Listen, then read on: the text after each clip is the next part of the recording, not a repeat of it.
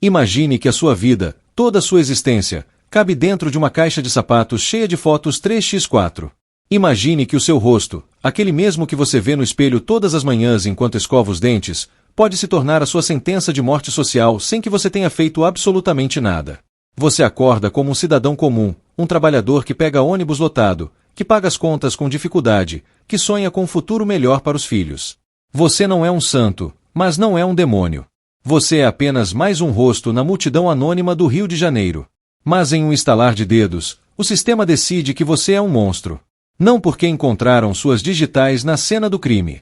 Não porque acharam o seu DNA na vítima. Mas porque o seu rosto parece. Porque alguém, em um momento de trauma profundo e dor inimaginável, apontou um dedo trêmulo para uma foto granulada e disse: foi ele. E a partir desse segundo, a verdade deixa de importar. A sua palavra não vale nada. O seu álibi é ignorado. A justiça, que deveria ser uma balança equilibrada, transforma-se em uma máquina trituradora de carne humana. Você é arrancado de casa, jogado em uma cela superlotada, rotulado com o crime mais hediondo que existe nas leis não escritas da prisão.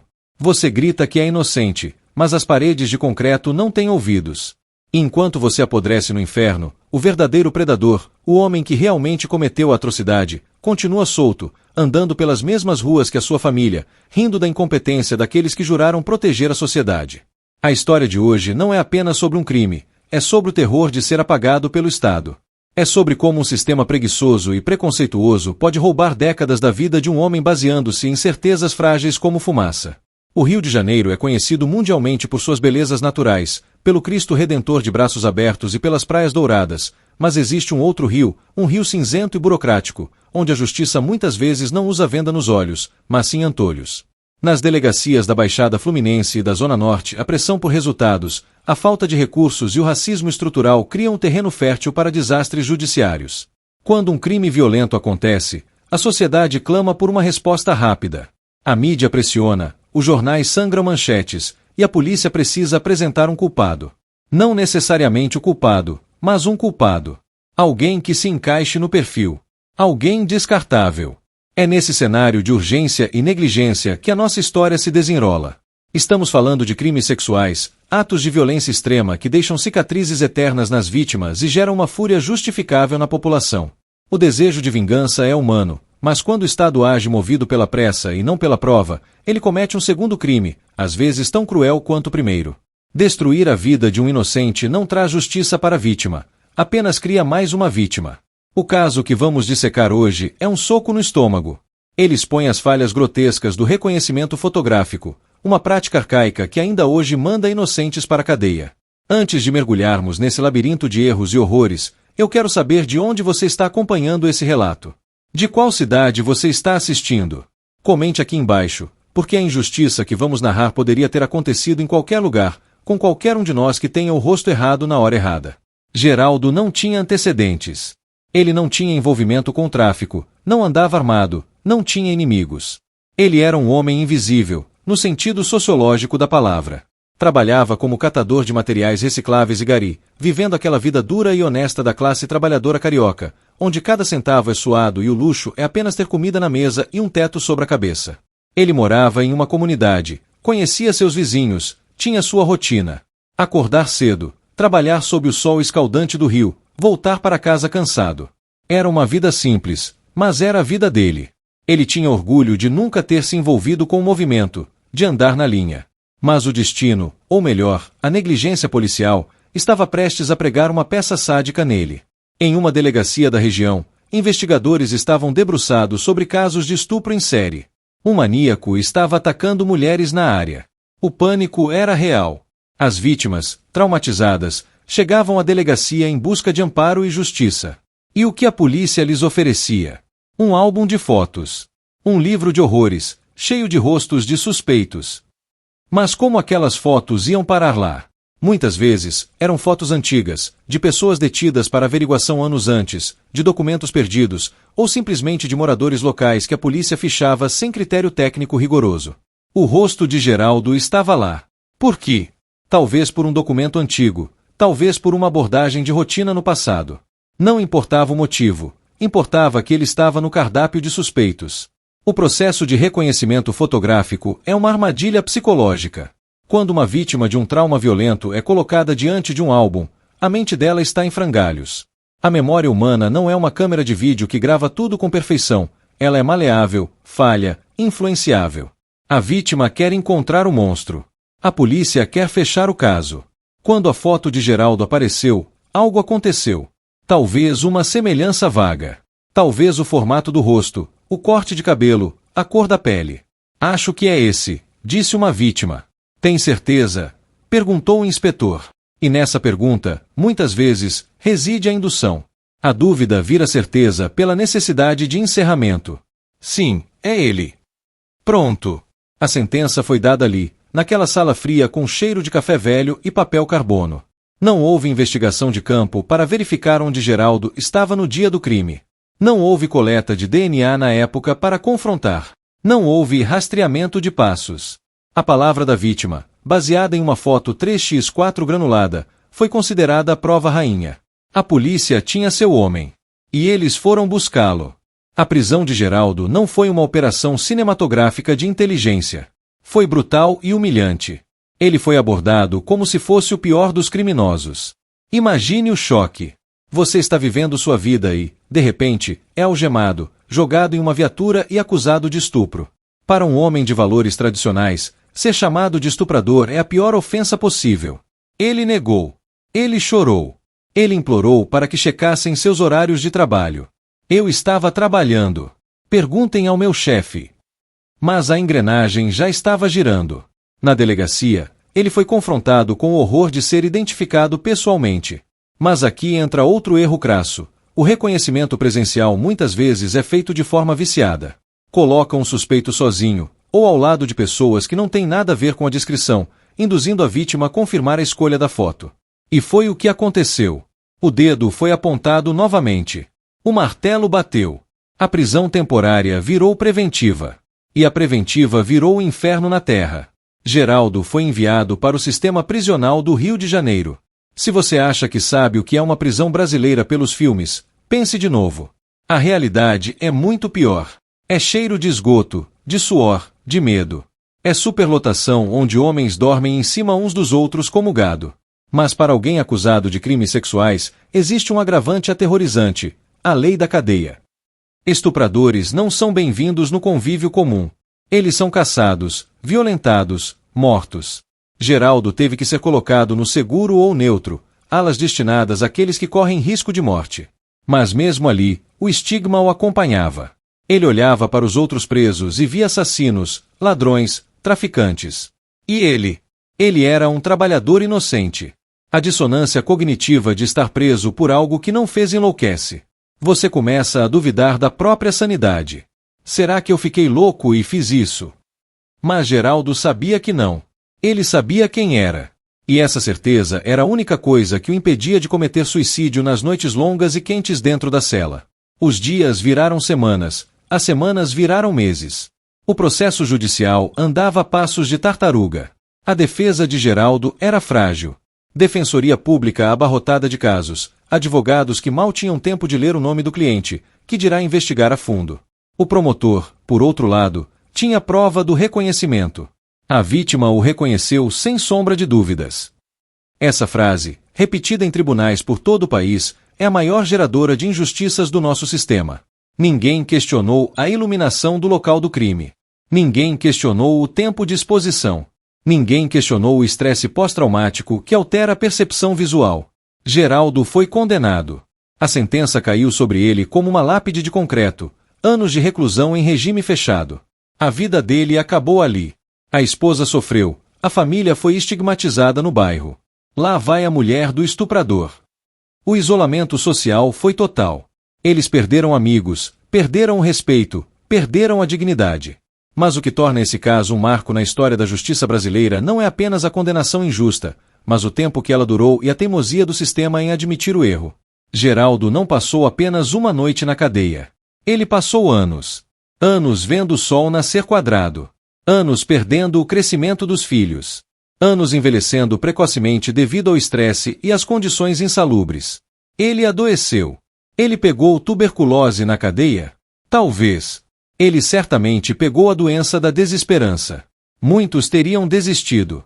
Muitos teriam se entregado à criminalidade lá dentro para sobreviver, virando o monstro que diziam que ele era. Mas Geraldo manteve uma centelha de dignidade. Ele continuava dizendo a quem quisesse ouvir: eu não fiz isso. Os guardas riam. Os outros presos ignoravam. Todo mundo aqui é inocente, parceiro, diziam com sarcasmo. Mas a inocência de Geraldo era factual, biológica, inegável. Só que a chave para provar isso estava trancada em um laboratório que ninguém queria abrir, em uma evidência que ninguém queria reexaminar. O ponto de virada começou a se desenhar não por uma ação do Estado, mas pela intervenção de anjos da guarda jurídicos. O Innocence Project Brasil, uma organização inspirada no modelo americano que busca libertar inocentes presos injustamente, tomou conhecimento do caso. Eles viram o padrão: homem pobre, negro ou pardo, trabalhador, condenação baseada exclusivamente em reconhecimento fotográfico duvidoso. Era o perfil clássico do erro judiciário. Advogados dedicados começaram a revirar o processo. Eles encontraram falhas grotescas. Depoimentos contraditórios. Descrições físicas que não batiam 100%. Mas a bala de prata, a prova que poderia explodir aquela farsa, era o material genético. Havia amostras coletadas na época do crime? Havia sêmen preservado? No Brasil, a cadeia de custódia de provas é uma piada de mau gosto. Muitas vezes as provas são perdidas, apodrecem em porões úmidos de delegacias ou são descartadas. Mas, por um milagre burocrático, algo restou. Uma lâmina. Um pedaço de tecido. Algo que continha o DNA do verdadeiro estuprador. A batalha para conseguir o teste de DNA foi outra guerra. O sistema judiciário não gosta de admitir erros. Reabrir um caso transitado em julgado, quando não cabe mais recurso, é dificílimo. Juízes negam pedidos alegando segurança jurídica. Promotores lutam para manter a condenação para não manchar as estatísticas. Mas a defesa foi implacável. Se o DNA der negativo, o Estado está mantendo um inocente em tortura, argumentavam. A pressão funcionou. O material foi enviado para análise. A espera pelo resultado foi, talvez, mais angustiante do que a própria prisão. Era a vida de Geraldo em uma pipeta de laboratório. Se desse inconclusivo, ele morreria na cadeia. Se desse positivo, confirmaria o pesadelo. Mas se desse negativo, o mundo teria que virar de cabeça para baixo. E o resultado chegou. O laudo técnico, frio, cheio de termos científicos, trazia verdade explosiva. O perfil genético encontrado na vítima não era compatível com o de Geraldo. Não era ele. Nunca foi ele. A ciência, que não tem preconceito, que não tem pressa, que não julga pela foto 3x4, gritou a inocência dele. Mas você acha que as portas da prisão se abriram automaticamente com música celestial? Não. A burocracia é cruel até no final. Houve trâmites. Houve papelada. Houve a demora do alvará de soltura. Geraldo, já sabendo que era inocente provado, ainda teve que dormir mais algumas noites na cela, olhando para as grades que não tinham mais o direito moral de prendê-lo. Quando finalmente o oficial de justiça chegou com o papel, Geraldo não saiu correndo. Ele saiu andando, com o peso de quase uma década roubada nas costas. Ele olhou para o céu do Rio de Janeiro, não mais como um prisioneiro, mas como um sobrevivente de um naufrágio. Mas a cidade que ele encontrou não era a mesma. Ele não era o mesmo. E a pergunta que queimava na garganta de todos era: quem vai pagar por isso? Quem vai devolver os anos perdidos? E, mais assustador ainda, onde está o verdadeiro estuprador, que o DNA provou existir, e que o Estado deixou livre enquanto caçava um inocente? O portão de ferro se abriu com um rangido metálico que parecia rasgar o ar, um som que Geraldo tinha ouvido milhares de vezes de dentro da cela, marcando a troca de turnos ou a entrada de novos desgraçados, mas que agora, pela primeira vez em 8 anos, soava para ele como o toque de uma trombeta celestial desafinada. Ele deu o primeiro passo para a calçada, sentindo o sol do Rio de Janeiro bater em seu rosto não através de quadriculados de aço, mas direto na pele, quente, implacável e real. O ar da rua tinha gosto de óleo diesel e poeira, diferente do ar viciado, úmido e cheio de fungos do presídio, e ele inspirou fundo, tão fundo que seus pulmões, fragilizados pela tuberculose latente adquirida no cárcere, protestaram com uma tosse seca e dolorosa. Ele não correu. Ele não gritou liberdade. Ele apenas parou, tonto, segurando uma sacola plástica de supermercado que continha tudo o que lhe restava: 2 mudas de roupa surrada, uma escova de dentes gasta e o alvará de soltura amassado, o papel que dizia que o Estado admitia, com quase uma década de atraso, que havia sequestrado a vida do homem errado. Sua esposa estava lá. Ela envelheceu 20 anos em 8. Seus cabelos, antes pretos, estavam grisalhos, e as linhas de expressão em seu rosto eram trincheiras cavadas pela humilhação de ser a mulher do estuprador na comunidade. O abraço deles não foi o de um filme romântico. Foi um abraço de sobreviventes de um naufrágio, cheio de ossos protuberantes, lágrimas silenciosas e o peso esmagador de um tempo que dinheiro nenhum no mundo poderia comprar de volta. A viagem de volta para casa foi silenciosa. Geraldo olhava pela janela do ônibus e não reconhecia a cidade. Prédios novos haviam subido, lojas haviam fechado, a tecnologia havia mudado. As pessoas nos assentos mexiam em aparelhos celulares que pareciam computadores de mão, deslizando os dedos em telas iluminadas, alheias ao homem que voltava do inferno sentado ao lado delas. Ele se sentia um alienígena, um viajante do tempo que pousou no futuro sem manual de instruções. O medo era seu novo companheiro constante. Quando uma viatura da polícia militar passou pela avenida com a sirene ligada, o corpo de Geraldo travou. O coração disparou, as mãos suaram frio, e ele se encolheu no banco, um reflexo condicionado de quem aprendeu que a polícia não é proteção, mas ameaça. A esposa segurou sua mão com força, sussurrando que acabou, mas ambos sabiam que não tinha acabado. A liberdade jurídica era uma coisa, a liberdade psicológica era outra, inatingível. Ao chegarem na entrada da comunidade onde moravam, o teste real começou. O bairro não esquece. O bairro não lê diários oficiais. O bairro se alimenta de fofoca e julgamento. Enquanto caminhavam pelas vielas familiares, Geraldo sentiu os olhares. Não eram olhares de boas-vindas. Eram olhares de desconfiança, de medo, de curiosidade mórbida. Mães puxavam seus filhos para perto quando ele passava. Homens que antes jogavam dominó com ele desviavam o olhar para o chão. O estigma do crime sexual é uma tinta que não sai, nem mesmo com o solvente da inocência comprovada. Para muitos ali, onde há fumaça, há fogo. Se ele foi preso, algo ele fez. Se a polícia pegou, alguma culpa ele tinha. A absolvição pelo DNA era um conceito abstrato demais para competir com a imagem concreta dele algemado nas manchetes de jornais populares de 8 anos atrás. Ele estava livre das grades, mas acabará de entrar em uma prisão a céu aberto, onde os muros eram feitos de preconceito e isolamento social. A primeira noite em casa foi estranha. A cama parecia macia demais, o silêncio era perturbador demais sem os gritos e o barulho de chaves da penitenciária. Geraldo não conseguia dormir. Ele se levantava, checava as trancas da porta, olhava pela janela como se esperasse que a qualquer momento a tropa de choque fosse invadir para levá-lo de volta por um erro administrativo. E então, o encontro com os filhos. Quando ele foi levado, o mais novo era uma criança que pedia colo. Agora, diante dele, estava um adolescente estranho, com voz grossa, que olhava para o pai com uma mistura de amor e ressentimento. Ressentimento pela ausência, pelas festas de Dia dos Pais vazias, pelo bullying sofrido na escola. Seu pai é bandido. Quantas vezes aquele menino ouviu isso? Como explicar para ele que o pai não o abandonou, que o pai foi roubado? A reconexão era um campo minado emocional. Geraldo tentou abraçá-lo, mas o corpo do filho estava rígido. Havia um abismo de 8 anos entre eles, preenchido por mágoas e silêncios que não seriam resolvidos com um simples papai voltou. A família estava fisicamente reunida, mas emocionalmente estilhaçada. A esposa, exausta de carregar o mundo nas costas, desabou. Ela manteve a casa, as contas, a dignidade, tudo sozinha, visitando religiosamente, sofrendo revistas vexatórias na entrada do presídio, onde era obrigada a se desnudar e agachar para provar que não levava drogas. Ela também cumpriu pena.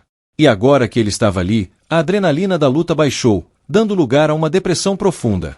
A vitória judicial tinha gosto de cinzas na boca de todos.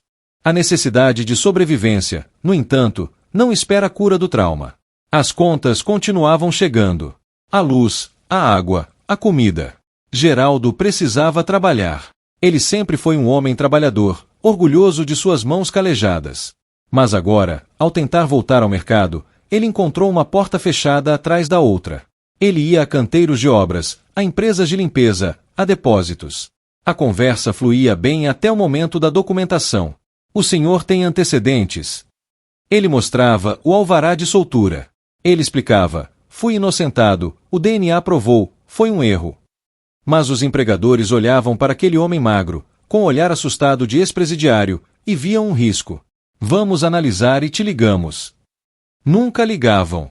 O sistema de dados da polícia, arcaico e ineficiente, muitas vezes ainda constava seu nome como réu. A baixa no processo demora a aparecer nos computadores. Para o mundo corporativo, ele ainda era um criminoso. A humilhação de pedir emprego e ser rejeitado por algo que não fez corroía o pouco de autoestima que lhe restava. Ele começou a fazer bicos, catar latinha novamente, varrer calçadas por trocados, mas o corpo não aguentava mais o ritmo de antes. A prisão havia cobrado seu preço biológico. Dores nas costas, problemas respiratórios, uma fraqueza crônica. O estado que o prendeu saudável o devolveu quebrado, doente e na miséria absoluta, sem oferecer um centavo de ajuda imediata para que ele pudesse comer. A luta financeira transformou-se em desespero. Geraldo se viu dependendo de cestas básicas de igrejas e da caridade de poucos parentes que não viraram as costas. A ironia cruel era que, dentro da prisão, por pior que fosse, ele tinha quentinha garantida pelo Estado. Fora dela, a liberdade vinha acompanhada da fome. A revolta começou a crescer dentro dele, uma chama quente e dolorosa. Ele pensava no promotor que o acusou com tanta certeza, no juiz que assinou a sentença sem olhar em seus olhos, nos policiais que o espancaram na delegacia para que ele confessasse o que não fez. Onde estavam eles agora? Estavam em seus gabinetes com ar-condicionado, recebendo seus salários em dia, vivendo suas vidas perfeitas. Nenhum deles perdeu um dia de sono. Nenhum deles teve o salário cortado por erro de serviço. A impunidade dos agentes do Estado é a face mais perversa da injustiça. Geraldo queria gritar, queria processar, queria que alguém pagasse. Ele procurou a Defensoria Pública para entrar com uma ação de indenização contra o Estado. Danos morais e materiais, disse o advogado jovem e idealista. Mas logo veio o balde de água fria da realidade jurídica brasileira. Seu Geraldo, essas ações demoram. O Estado recorre até a última instância. Pode levar 10, 15 anos para receber alguma coisa. 10 anos. Ele já tinha perdido 8. Teria que esperar mais 15 para receber o dinheiro que precisava para comprar arroz e feijão hoje? A justiça tardia não é justiça, é tortura continuada. Enquanto lidava com a miséria, um pensamento intrusivo começou a assombrar suas noites, tornando-se mais aterrorizante do que a fome. O DNA! O teste provou que não era ele. Ótimo! Mas o teste também provou que existia um perfil genético na cena do crime. Havia um estuprador real. Um homem que atacou aquelas mulheres, que causou todo aquele terror, e que nunca foi pego porque a polícia se satisfez em prender o bode expiatório mais fácil. Onde estava esse homem? Ele poderia estar andando pelas ruas do Rio agora.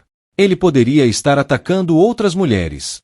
Ele poderia ser, Deus o livre, alguém próximo. A incompetência da polícia não apenas destruiu a vida de Geraldo, ela garantiu a impunidade do verdadeiro monstro. A sensação de que o crime continuava sem solução e que a sociedade estava em perigo enquanto a polícia lavava as mãos dizendo caso encerrado, dava náuseas em Geraldo. Ele não era apenas uma vítima do erro, ele era a cortina de fumaça que protegeu o verdadeiro culpado. A cada notícia de violência contra a mulher na TV, ele se perguntava, foi ele? Será que foi o mesmo cara? A sombra do verdadeiro criminoso pairava sobre sua inocência, lembrando de que o sistema não falhou apenas com ele, falhou com as vítimas originais também, entregando-lhes uma falsa justiça e deixando o predador solto para caçar novamente. A saúde de Geraldo começou a deteriorar rapidamente. A tosse piorou. Febre noturna. Suores frios. Ele tentou ir ao posto de saúde público, aquele mesmo sistema falido que atende a população pobre. A fila era quilométrica. Quando finalmente foi atendido, o médico, exausto, mal olhou para ele. Pediu um raio-x. O diagnóstico confirmou o que ele temia: sequelas graves nos pulmões, herança dos anos respirando o ar mofado da superpopulação carcerária. Ele precisava de remédios caros, de alimentação reforçada, de repouso. Ele não tinha nada disso. Ele tinha liberdade de morrer de fome ou de doença. Em um momento de desespero absoluto, sentado no meio-fio, segurando a receita médica que não podia aviar, Geraldo chorou. Não o choro contido da prisão, mas um choro alto, feio, de uma criança abandonada. Um carro de luxo passou pela poça d'água na rua e o molhou com lama. O motorista nem olhou para o lado. Aquela lama em sua roupa parecia a metáfora perfeita de sua existência. Sujo, invisível e atropelado pela vida dos outros. Foi nesse momento de fundo do poço que o telefone de seu advogado tocou. Não era sobre a indenização. Era algo mais urgente, mais bizarro. A polícia, pressionada pela repercussão do caso na mídia e pelas ONGs de direitos humanos, decidiu rodar o perfil de DNA encontrado na vítima no Banco Nacional de Perfis Genéticos, algo que raramente funcionava bem no Brasil pela falta de integração de dados. Mas, por um acaso do destino, a máquina apitou. Deu match. O perfil do verdadeiro estuprador havia aparecido no sistema. E a identidade do homem que o computador apontava faria o estômago de Geraldo revirar e o sangue congelar em suas veias, pois não era um desconhecido qualquer de outro estado, era um nome que trazia o horror para muito mais perto de casa do que ele jamais poderia imaginar. O telefone parecia pesar 1 tonelada na mão trêmula de Geraldo. A voz do advogado do outro lado da linha estava alterada, uma mistura de euforia profissional e choque pessoal. Nós o encontramos, Geraldo. O banco de dados cruzou as informações. O DNA bateu. O mundo ao redor de Geraldo silenciou. O barulho da favela, o som da televisão no vizinho, o choro de uma criança na rua, tudo desapareceu, substituído pelo som acelerado de sua própria respiração. Ele perguntou, quase num sussurro, quem era. O nome que o advogado pronunciou não era o de um estranho que passou pela cidade como um fantasma. Era o nome de um homem que morava 3 ruas da casa de Geraldo na época dos crimes. Um homem que frequentava a mesma padaria, que pegava o mesmo ônibus. O verdadeiro monstro não era um desconhecido misterioso, era um vizinho. A polícia tinha o endereço dele nos arquivos o tempo todo, mas preferiu pegar o trabalhador mais fácil de incriminar. A revelação caiu sobre Geraldo como um golpe físico, dobrando seus joelhos. Ele caiu sentado no sofá puído, a mente girando em um turbilhão de memórias. Ele tentava lembrar do rosto desse homem. Sim, ele lembrava. Um sujeito quieto, que andava sempre de boné baixo. Quantas vezes eles se cruzaram na calçada? Quantas vezes Geraldo deu bom dia para o homem que destruiria sua vida e violentaria aquelas mulheres? A proximidade do mal era prova definitiva da incompetência policial. Eles não precisavam ter ido longe para resolver o caso, bastava ter investigado a sério a vizinhança em vez de folhear álbuns de fotos aleatórios. A raiva que ele sentia antes transformou-se em uma fúria gelada, uma sensação de traição tão profunda que fazia seus ossos doerem. O Estado não apenas errou, o Estado escolheu o alvo errado enquanto o lobo morava no quintal das ovelhas. A notícia de que o verdadeiro estuprador havia sido identificado, e que ele já estava preso por outros crimes, varreu a delegacia responsável como um furacão. O constrangimento institucional era palpável. Aquele mesmo delegado que, anos atrás, estufou o peito para apresentar Geraldo à imprensa como maníaco preso, agora se escondia atrás de notas oficiais burocráticas e evasivas. A tecnologia evoluiu, diziam eles, tentando limpar a própria sujeira com desculpas técnicas. Mas a verdade era nua e crua. O verdadeiro culpado, vamos chamá-lo de Roberto, era um predador em série que agia na Baixada Fluminense há anos. Quando Geraldo foi preso, Roberto continuou solto por mais algum tempo, fazendo outras vítimas, até cair por um roubo seguido de estupro em outra jurisdição. O DNA dele foi coletado nessa segunda prisão e ficou dormindo no sistema até que a insistência da defesa de Geraldo forçou o cruzamento de dados.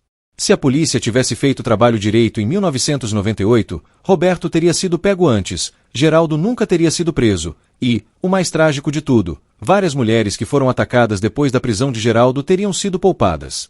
A inocência de Geraldo não era apenas sobre ele, era sobre todas as vidas que a polícia deixou de proteger ao encerrar o caso prematuramente. A imprensa, sentindo o cheiro de sangue e escândalo, voltou a cercar a casa de Geraldo. Mas agora a narrativa era outra. Não era mais o monstro libertado, era o mártir da justiça. Repórteres que antes o demonizaram agora queriam exclusivas, queriam explorar sua dor, queriam a foto dele chorando segurando o alvará. Geraldo, exausto e doente, olhava para aquelas câmeras e via abutres. Eles não se importavam com ele, eles se importavam com a audiência que a desgraça dele gerava. A parte mais cruel dessa nova fase foi o processo de reconhecimento reverso. A polícia precisava fechar o inquérito original. Geraldo foi chamado à delegacia, não como réu, mas como testemunha da própria tragédia. Ele teve que sentar na frente dos mesmos investigadores que um dia o algemaram. O clima na sala era de uma tensão insuportável. Ninguém conseguia olhar nos olhos dele. Colocaram a foto do verdadeiro criminoso na mesa. Roberto. Um homem pardo, sim, como Geraldo, mas com traços completamente diferentes. O nariz, a boca, o formato dos olhos. Como alguém pôde confundir os dois? A resposta estava no racismo estrutural que permeia o sistema de justiça brasileiro.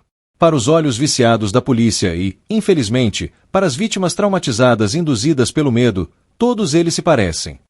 A individualidade do homem negro e pobre é apagada em prol de um estereótipo de criminalidade. Geraldo tocou a foto com o dedo indicador, a unha suja de terra do bico que ele tinha feito capinando um terreno mais cedo.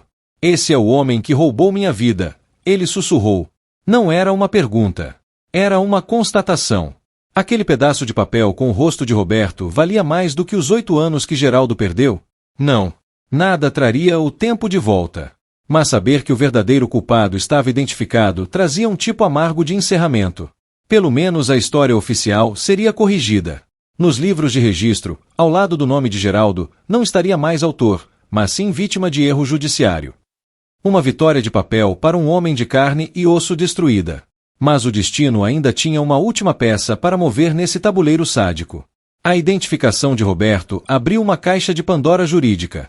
As vítimas originais, aquelas mulheres que apontaram para Geraldo anos atrás, foram notificadas. Imagine o choque delas. Elas viveram anos acreditando que a justiça tinha sido feita, que o pesadelo tinha acabado com a prisão de Geraldo. Agora, a polícia batia em suas portas para dizer: desculpe, nós erramos. O homem que vocês odiaram por uma década é inocente. O verdadeiro estuprador estava solto esse tempo todo. O trauma foi reaberto com a violência de um bisturi enferrujado. Uma das vítimas, em um ato de coragem e culpa devastadora, pediu para encontrar Geraldo. O encontro foi mediado pelos advogados, longe das câmeras. Foi uma cena de dor compartilhada que nenhum roteirista de Hollywood conseguiria escrever. A mulher, chorando, pedia perdão. Eles me disseram que era você. Eles colocaram sua foto na minha frente e disseram que tinham certeza. Eu estava com medo. Eu só queria que parasse. Geraldo, olhando para aquela mulher que, tecnicamente, foi a responsável por sua condenação, não conseguiu sentir ódio. Ele viu nela outra vítima do mesmo monstro, o Estado incompetente. Não foi culpa sua, minha filha, ele disse, com a voz rouca pela doença pulmonar. A culpa é de quem tem a caneta na mão e a arma na cintura. Aquele perdão não absolvia o sistema, mas libertava a alma de Geraldo de carregar o peso do rancor contra quem não merecia. Ele entendeu que ele e as mulheres eram peões no mesmo jogo sujo de estatísticas policiais. Enquanto a poeira emocional assentava, a realidade material voltava a morder. A indenização. O processo contra o Estado, que o advogado avisou que demoraria anos, parecia estar parado em alguma gaveta empoeirada do Tribunal de Justiça. Os juízes, corporativistas, protegiam o erário público com mais zelo do que protegiam a vida humana. O argumento do Estado era grotesco. O erro foi escusável dadas as circunstâncias da época. Em outras palavras, eles diziam que prender um inocente com base em reconhecimento falho era aceitável nos anos 90. Essa defesa jurídica era um insulto final. Geraldo, agora com o diagnóstico de tuberculose confirmado e agravado por uma pneumonia decorrente da imunidade baixa e má alimentação, estava ficando sem tempo. Ele tossia sangue. O corpo, que aguentou a violência da prisão, estava sucumbindo à miséria da liberdade. Ele precisava de tratamento especializado, de repouso, de ar puro. Mas ele morava em um barraco úmido, comia mal e vivia sob o estresse constante da pobreza. A mídia, que lucrou com sua história, já tinha ido embora em busca da próxima tragédia. Ele era notícia velha. O Innocence Project fazia o que podia, mas eles eram advogados, não médicos ou assistentes sociais. Geraldo estava morrendo à vista de todos, um herói trágico que venceu a batalha da verdade, mas estava perdendo a guerra da sobrevivência. A ironia suprema aconteceu numa manhã de terça-feira. Uma carta chegou do governo. Geraldo, com as mãos trêmulas, abriu o envelope esperando, talvez, um cheque, uma antecipação de tutela, uma ajuda humanitária. Mas era uma cobrança. Uma taxa judiciária de algum recurso antigo que não tinha sido paga. O Estado, que lhe devia milhões em danos morais, estava cobrando R$ 200 de custas processuais. Geraldo riu.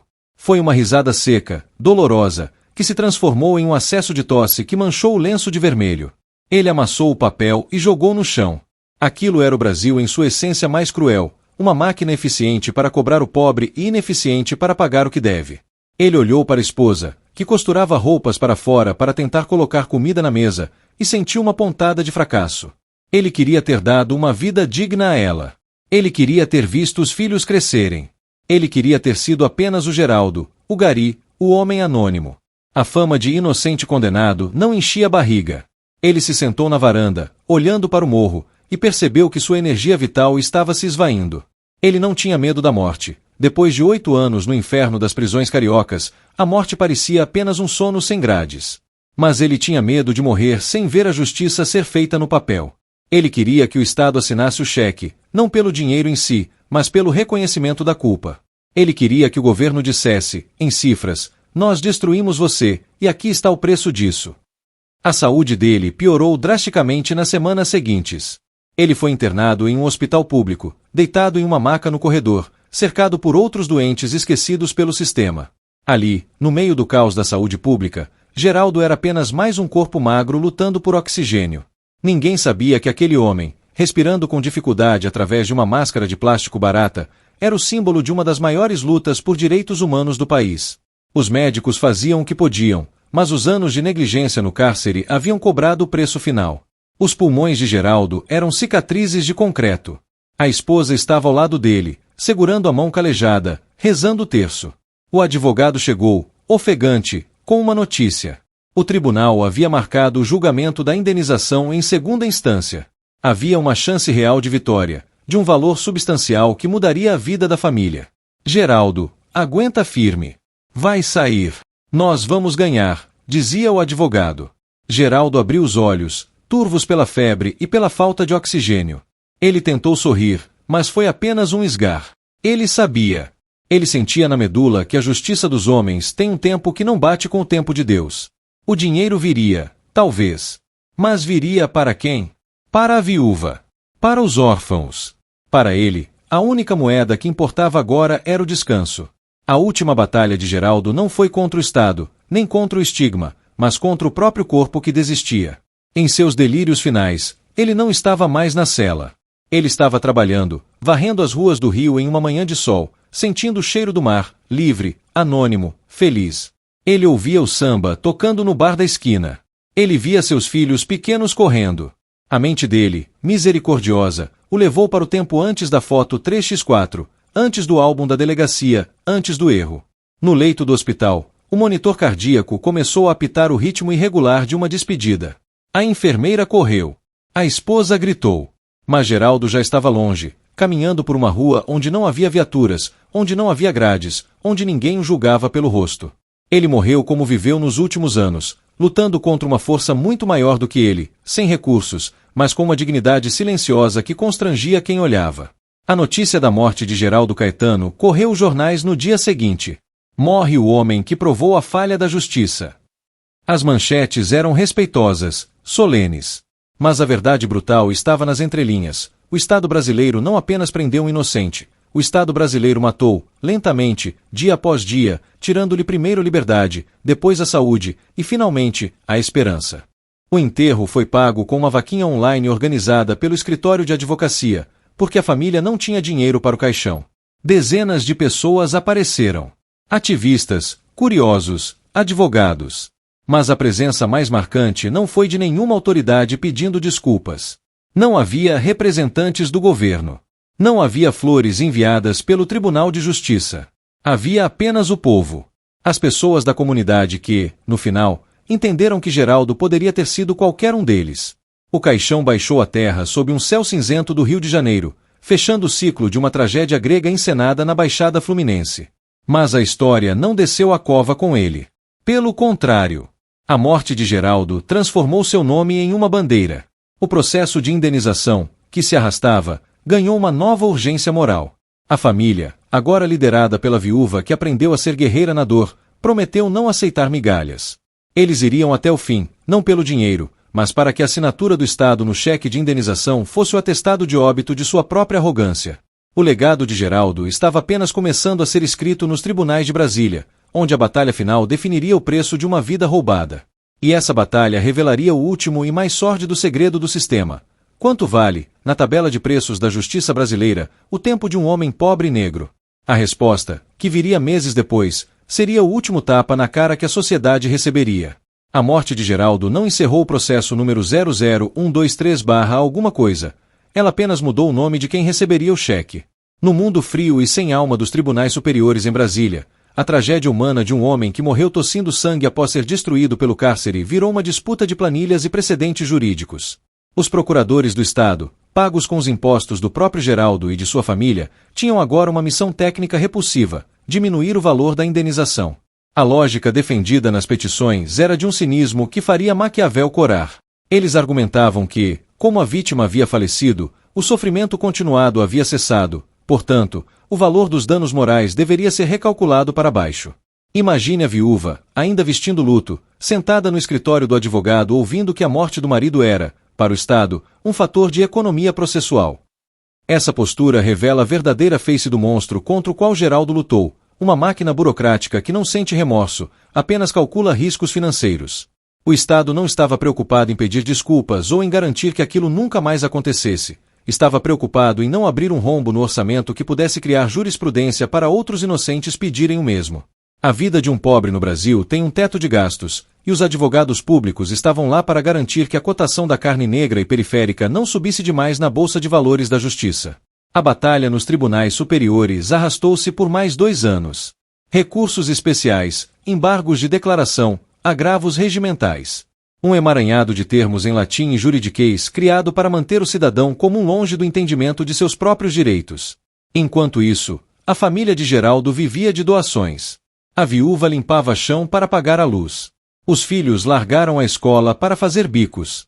A miséria continuava a puni-los pelo crime de terem sido vítimas. Mas a repercussão do caso, a morte trágica e a pressão das organizações de direitos humanos criaram um clima insustentável para o judiciário. Manter a negação da indenização seria um escândalo internacional. Finalmente, o STJ, Superior Tribunal de Justiça, bateu o martelo. A decisão foi histórica, citada hoje em aulas de direito como um exemplo de erro judiciário crasso. O valor fixado foi alto para os padrões brasileiros, na casa dos milhões de reais, somando danos morais, materiais e a pensão vitalícia que ele não recebeu em vida. Foi uma vitória. No papel, sim. Foi a maior indenização já concedida a um caso desse tipo na época. As manchetes celebraram: família de inocente receberá fortuna do Estado. Mas quem lia a notícia não via o rosto da viúva ao receber o veredito. Não havia sorriso. Havia um cansaço infinito. O dinheiro compraria uma casa nova? Sim. Compraria roupas, comida, talvez um futuro melhor para os netos? Sim. Mas não compraria um único segundo de vida de Geraldo de volta. Não compraria a honra perdida nas manchetes de 8 anos atrás. O dinheiro tinha cheiro de sangue. Era o preço que a sociedade pagava para lavar as mãos e dizer estamos quites. Quando o precatório, a ordem de pagamento do governo, finalmente foi liquidado e o dinheiro caiu na conta, a família experimentou uma sensação vertiginosa e contraditória. Sair da miséria absoluta para a estabilidade financeira em um dia é um choque térmico. Eles compraram a casa própria, tiraram o reboco da parede, encheram a geladeira. Mas em cada canto daquela casa nova, a ausência de Geraldo gritava. A poltrona vazia na sala era um monumento à injustiça. Eles eram novos ricos de uma herança maldita. E a sociedade, sempre cruel, começou a murmurar. Vizinhos invejosos diziam: ganharam na loteria. A morte dele valeu a pena. A insensibilidade humana não tem limites. A viúva teve que ouvir que teve sorte de o marido ter sido preso e morrido, pois agora estava rica. Essa distorção moral é o sintoma de um país doente, onde a dignidade vale menos que um carro zero na garagem. A família se fechou. Eles se isolaram em seu luto blindado pelo dinheiro, mas vulnerável à memória. Enquanto eles tentavam reconstruir a vida sobre os escombros da tragédia, uma pergunta ainda pairava no ar, a ponta solta que Geraldo carregou até o túmulo. E Roberto? E o verdadeiro estuprador? Onde ele se encaixava nesse desfecho? A justiça para Roberto seguia um caminho curiosamente diferente. Identificado pelo DNA, ele foi processado pelos crimes que Geraldo pagou. Mas Roberto já estava preso por outros delitos. Para ele, uma condenação era apenas mais um número em sua ficha corrida. Ele não tinha nada a perder. Ele não tinha reputação, não tinha família esperando, não tinha a dor da inocência. Ele confessou com uma frieza burocrática. Fui eu mesmo. Aquele lá pagou de otário. A frase, dita em um depoimento informal, resumiu a tragédia. Para o criminoso real, a prisão de Geraldo foi uma piada, um golpe de sorte, um bônus de tempo livre que o Estado lhe deu para cometer mais crimes. Roberto continua preso hoje, ou talvez já tenha saído por progressão de pena, perdido em algum presídio superlotado. Ele é um criminoso comum, sem rosto, sem história. Mas o peso das ações dele destruiu um homem bom. A assimetria é revoltante. O criminoso vive, come, respira às custas do Estado. O inocente morreu de doença e tristeza, abandonado pelo mesmo Estado. Não há equilíbrio nessa balança. A justiça não foi feita. Ela foi apenas remendada com notas de real para tapar o buraco de um caixão. O legado de Geraldo, no entanto, ultrapassou as paredes de sua casa e os muros do cemitério. O caso dele tornou-se a bandeira de uma mudança necessária e urgente no processo penal brasileiro. O reconhecimento fotográfico, aquela prática preguiçosa de mostrar um álbum de fotos antigas para vítimas traumatizadas, foi colocado no banco dos réus. O Conselho Nacional de Justiça, CNJ, e o STJ começaram a emitir novas diretrizes. O reconhecimento fotográfico, por si só, não basta para condenar, disseram os ministros em decisões recentes, citando implicitamente o horror que aconteceu com Geraldo. Advogados de defesa agora usam o nome dele como um escudo para proteger outros inocentes. Lembrem-se de Geraldo Caetano, eles dizem aos juízes: não cometam o mesmo erro. De certa forma, o sacrifício dele salvou outros. Jovens negros da periferia, que seriam presos injustamente na semana passada ou na próxima, talvez voltem para casa hoje porque um juiz pensou 2 vezes antes de assinar a preventiva, assombrado pelo fantasma de Geraldo. Ele se tornou o padroeiro dos invisíveis, o mártir que forçou o sistema a abrir os olhos, nem que fosse por 1 milímetro. Mas não se engane. O sistema é um animal grande, pesado e lento. A cultura policial de prender qualquer um para dar resposta à mídia ainda existe.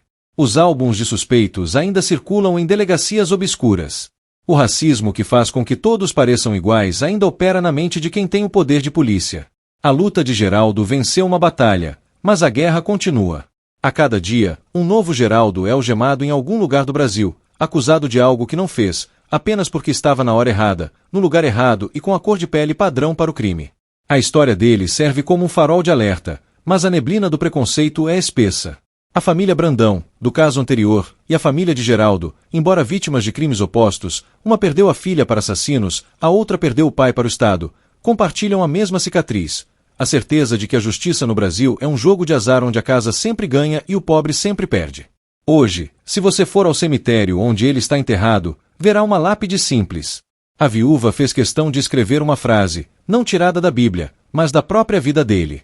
Dizia: aqui jaz um homem inocente, que provou sua verdade, mas pagou com a vida. É um aviso para quem passa. É um grito silencioso em meio ao mármore frio. A história de Geraldo Caetano terminou, mas a pergunta que ela deixa ecoando na nossa consciência coletiva não pode ser enterrada. Quando você vê uma foto de um suspeito na TV, apresentado como monstro, algemado e cabisbaixo, o que você pensa? Você pensa que apodreça na cadeia? Ou você, agora, sente uma pequena dúvida gelada no fundo da espinha, se perguntando: e se for outro Geraldo? Se essa dúvida existir, então a morte dele não foi em vão. O preço da liberdade é a eterna vigilância, não apenas contra os bandidos que nos cercam, mas contra o Estado que, na ânsia de nos proteger, pode se tornar o pior dos criminosos. A justiça cega pode ser um ideal nobre, mas no Brasil, ela muitas vezes não é cega, ela apenas escolhe muito bem quem ela finge não ver. E enquanto não arrancarmos a venda viciada de seus olhos, nenhum de nós, absolutamente nenhum, está a salvo.